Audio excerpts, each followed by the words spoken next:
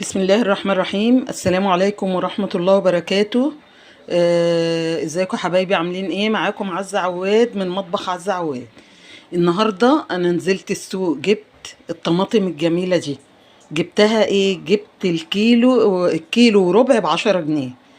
الحقي بقى انزلي هاتيلك شوية طماطم وفرزيهم وحطيهم في الفريزر، عشان دول هينفعوكي في رمضان. الطماطم جميلة قوي اهي، ويعني كيلو وربع ب10، حلوة قوي وانت اللي بتنقيها.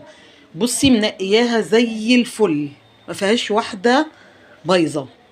انا طبعا كنت عامله لكم فيديو ازاي تعملي الطماطم وتحفظيها. لو دخلتوا على الصفحة بتاعتي على اليوتيوب، على القناة بتاعتي، هتشوفوا ازاي انا عملت الطماطم دي.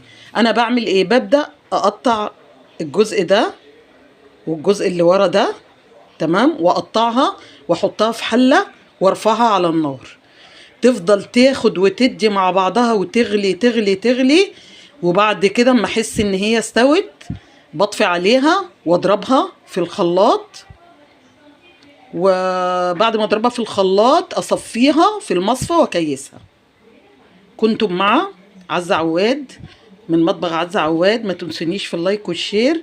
كل سنة وانتم طيبين، والسلام عليكم ورحمة الله وبركاته. بحبكم في الله.